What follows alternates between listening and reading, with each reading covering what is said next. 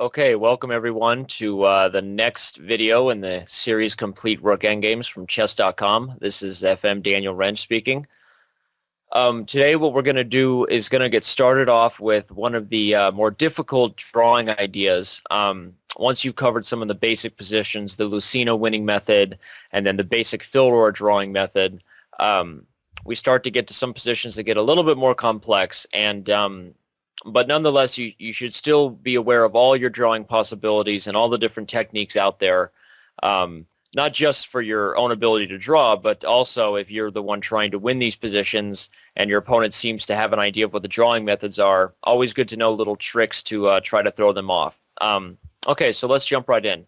Here what we have is the beginning position of king on short side, rook on long side. Now, the idea here is going to, obviously, white wants to continue to progress this pawn and get a queen at some point.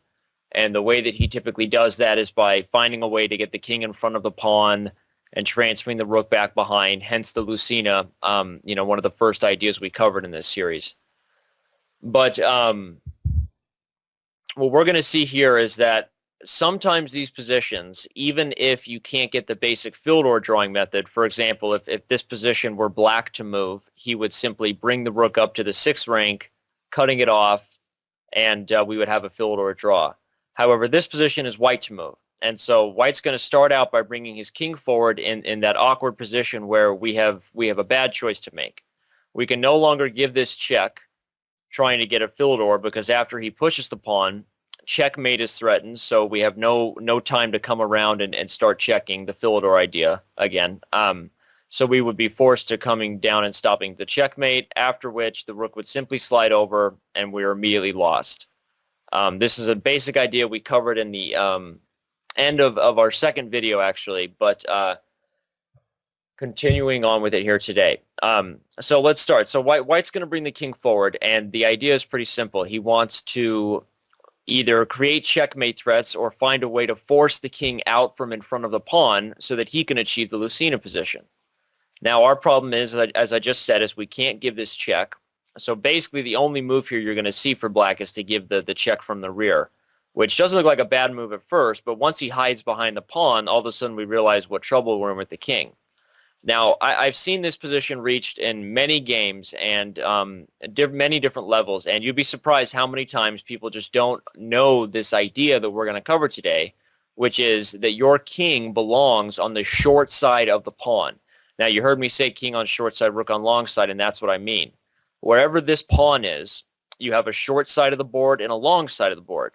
Now, what's going to make this endgame a little bit difficult, you're going to see, is that sometimes, even if your rook is on the long side, you're not able to draw, and that's what we're going to cover next.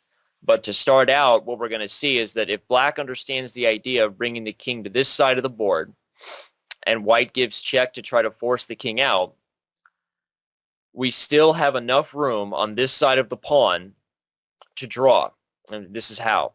When the king comes forward, we can transfer our rook up by giving check and immediately coming over to the long side. Now, the reason why it's important for your rook to be as far away from the king as possible is because when he starts pushing this pawn, you need to be able to give these checks and make sure that he can't attack the rook without leaving the pawn. So if he wants to come after your rook, he's going to have to leave the pawn behind. Sometimes for the rook to capture immediately, like if he moved the king here, you'd obviously take. But sometimes, even if he just strays too far from the pawn, your king may have a chance to come forward.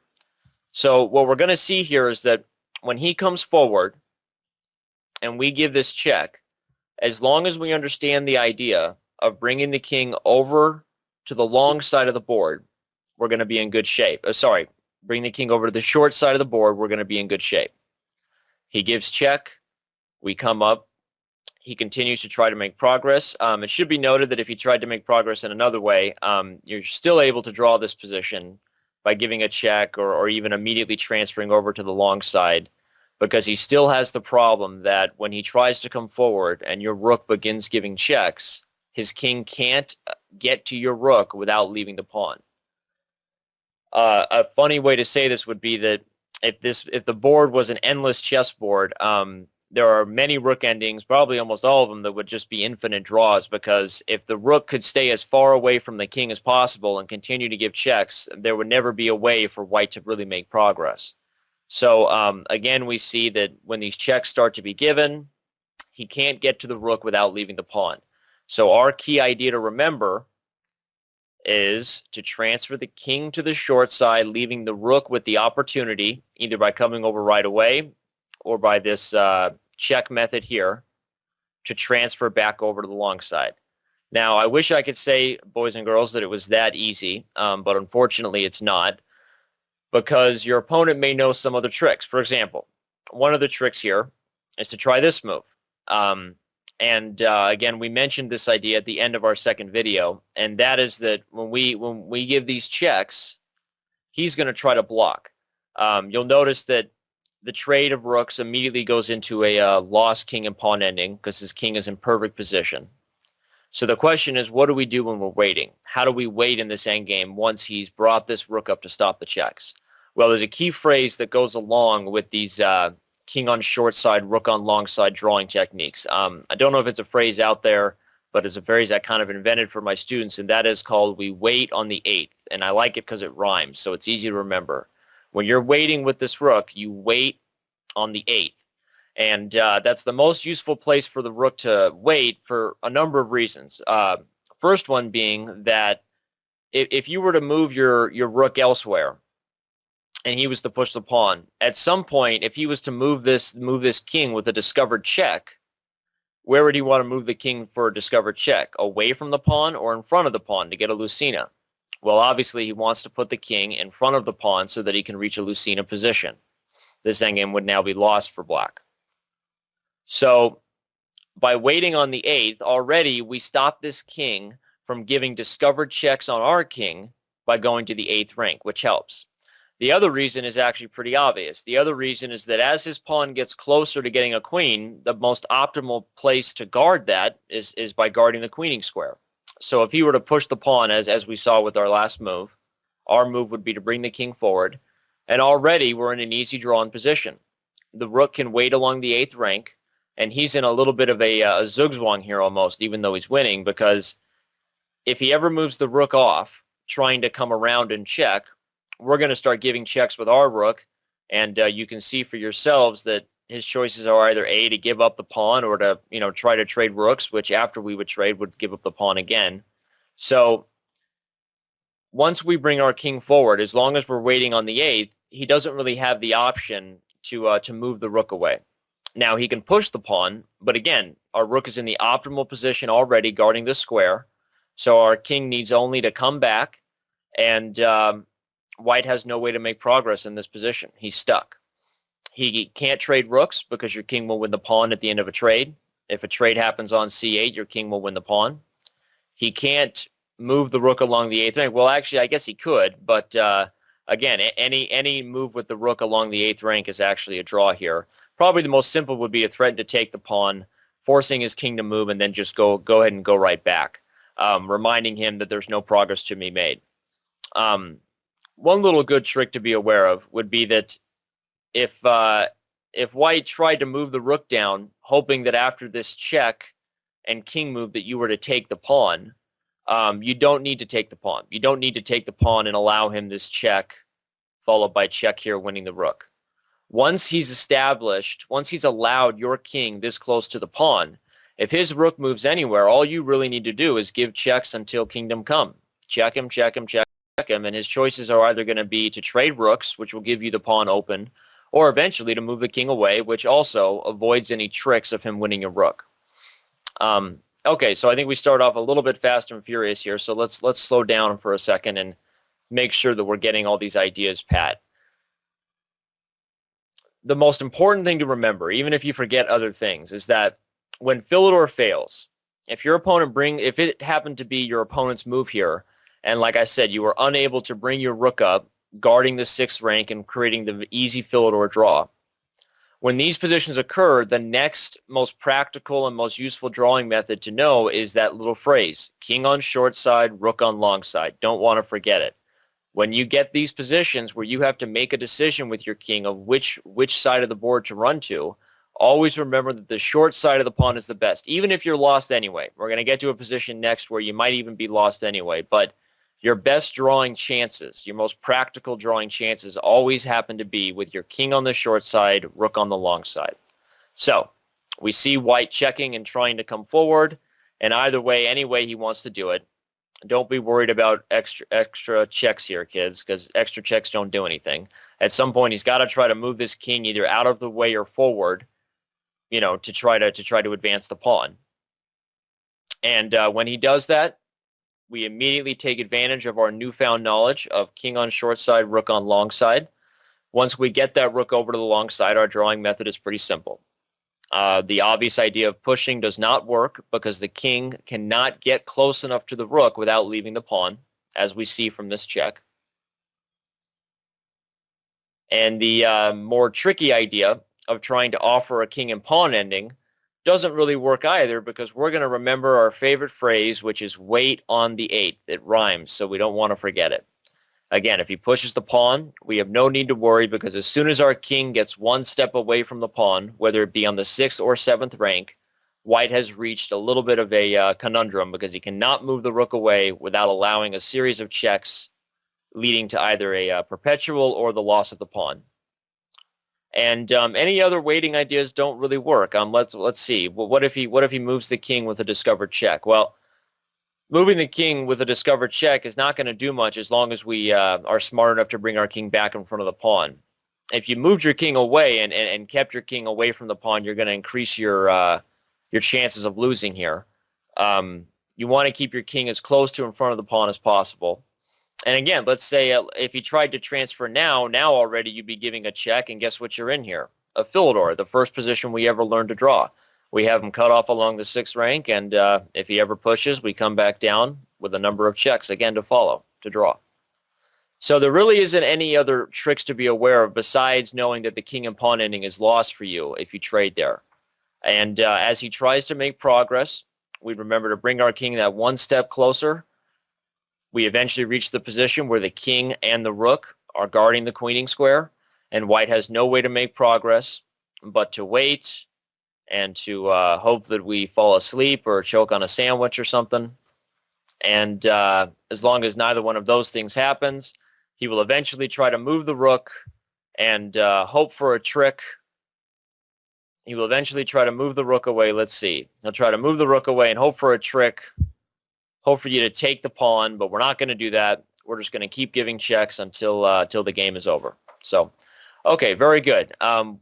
This is the first and I think most critical position for understanding the king on short side and rook on long side. Now, as promised, I said I was going to show you a position where that idea, even as important as it is to know, is actually not good enough. And surprisingly, the only thing I've changed from this position to the original one we just started out with, you may notice, is the positions of the rooks. This would be a moment where we might recommend for you to take a second and see if you can figure out why just the simple transfer of the rook, the white rook now being on the A file and the black rook on the B file, makes all the difference in the world. Okay? Okay, we're going to assume that you took your pause there, and now you're back, and let's move on forward. So as white starts to make progress, just as he did in the last position, we give our check because we have no other choice, and we run with our king to the short side because we're smart, and we know that's the best idea. However, just the fact that he controls the A file rather than the B file is going to be enough for him to win, because as he makes progress, and we transfer our rook to the long side, you may notice something. The long side of the pawn isn't so long anymore when he controls the A file. Again, another reason why that funny idea I mentioned in the first video, that if it was an endless board, you would almost never have a problem drawing a rook ending, because if your rook is as far away from the king as possible, he would almost never be able to stop your checks. But in this position already, we see that by giving our 2 checks, he gets here. And when we were normally able to come to A6 check, leaving him with that problem that he can't get close enough to the rook without leaving the pawn, he now no longer has that problem. We have problems. So we try to bring our rook in front of the pawn and hold for as long as possible, but immediately we're lost. defense with the king loses the rook, and moving the rook over loses to queen. We can give checks, but he'll move away, and the game is over. So let's look at that again. So the question really becomes, if it's so simple as what file a rook controls. I know for me, I had trouble understanding rook endings for a long time because it seems like such a trivial thing to control. Very hard to control something like that in a practical game. Funny way to look at it is I know that I've lost many theoretical draws to Grandmasters players better than me because even if I had my rook on the A file to start with, maybe he does a series of weird, tricky moves that don't work the first time, and so he does the same series of weird, tricky moves again, and they don't work the second time. But then the third time, all of a sudden, we're both under 5 minutes, and he does it again in just a way that looks a little bit differently. Suddenly, you give him the A file.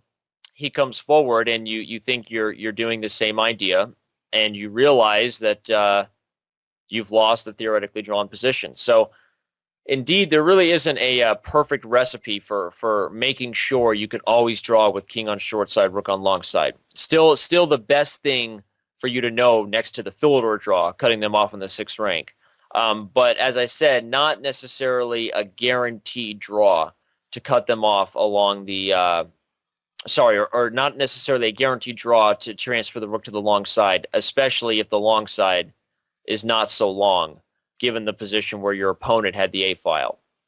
So some fundamentals to remember from this are a few things. First of all, the first thing we said in the beginning, that your drawing chances will be greatly increased just from knowing that phrase, king on short side, rook on long side. It's your only chance, and transferring the king to the long side will lead you directly to a Lucena position where you will lose. So you have to know that idea just to have a chance. Now, generally, the long side is enough. If we were talking about a bishop pawn, the long side, it would be enough, even if it was a B file or A file for your rook. To show you what I'm talking about, not to confuse anybody.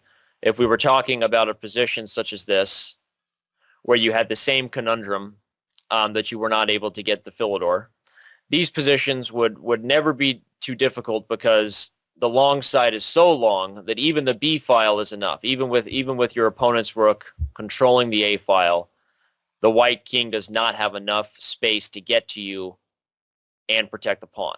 So in the case of a bishop pawn, the king on short side, rook on long side is the perfect recipe. Even in the case of our original position, which was this, the rooks being on the different squares, even in the case of our original position, the critical idea of transferring your king to the short side is all you need to know to draw. And remembering that if your rook had endless space, you would have a million checks and you would be able to draw every time. So the only difficulty becomes when we're in a position that our opponent controls the A file. A hard thing to anticipate when you're talking about, let's say, 20 moves ago when you transferred into this rook ending. But hopefully watching this video will give you some of that knowledge, and you may be able to see the writing on the wall before it happens, which would obviously be a very useful thing.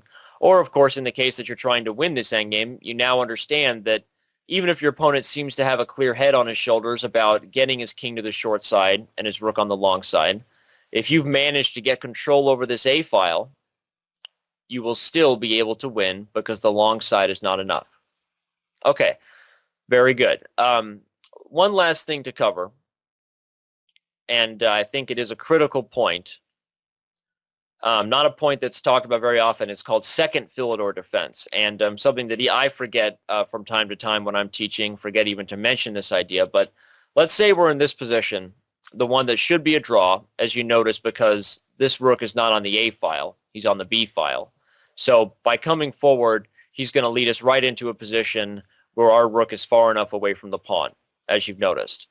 However, what if he comes forward and in this moment tries to go back to the A file? What if he takes that extra time? What do we do here? Well, going over to the B file isn't going to help us because, as we already know, the B file generally isn't long enough, going to make this kind of tricky to draw. But another idea to be aware of, another drawing idea to be aware of, is what we call second Philidor defense. And that is, when the rook grabs the A file, and that is behind the pawn. Now, you're behind the pawn, and the pawn's still on the 5th rank, which usually isn't good enough because that means his king is on the 6th rank. However, in this particular position, that extra time he's taken has given us an extra move to get behind the pawn. And what you're going to see here is that when he gives check and comes forward, he can't simply come forward anymore because the pawn. If he goes to d6 trying to clear the way, our king can come to f7 guarding the square, and checks don't make a difference. Checks do nothing but put us back in this position. Obviously, pushing this pawn, we're immediately in the Philidor situation where we can start giving checks. And repeating this little recipe with the rook is not going to make a difference. His only real trick to try is back in this position, trying to bring the rook in front of the pawn to guard it in order that he can move the king and immediately start pushing. However, what do you notice when he leaves the a-file? Oh, now we're in the long side position again, and all of a sudden the fact that he had control over the a-file doesn't make a difference anymore. The game is now a draw again. Our rook is on the long side. Let's review that idea one more time because it's a little bit tricky. But a very important point to be aware of is that if your opponent is not in control over the a-file, but tries to get control over the a-file, the second Philidor defense, as it's called, I think that's the name of it, is to put the rook behind the pawn when he takes that extra move. And because your rook is in the optimal situation here, you have this key defense that when the king slides over, your king gets there just in time, and he's unable to make progress. Again, checks make no difference, and if he ever is to push the pawn without having his king protected, you know what happens there. We unleash the floodgates and the Philidor checks start. Check, check, check, check, check. And when the king has no place to hide, we have nothing to worry about. Too many squares away, leading to a draw. Okay, so this is going to include our video on the basic ideas of king on short side, rook on long side. I say basic, but please don't take it that way. I could probably name many experts and almost near masters I've run across who don't fully understand these ideas. They are very complicated. And even in practical games, very good players have blown these positions, including grandmasters. And you can see why. The trickiness of remembering all the different positions of the rooks and the ideas of how to hide your king, especially when the practical consideration of time pressure comes into play. These can be very difficult things to do over the board. So hopefully watching this video has improved your understanding of that. And remember the key phrases: king on short side, rook on long side. And one more time, just so we can see my favorite phrase that rhymes. If he tries to make a trade of the rooks, we are going to do what? We are going to wait on the 8th. It rhymes. So you put your king on the short side, the rook on the long side, and you wait on the 8th. And a very good recipe to knowing how to draw these, although not always a draw. If your opponent is in control over the open file, still the best you can do is have this knowledge, and hopefully it comes into play in your game. Thank you very much, and I hope you enjoyed the video.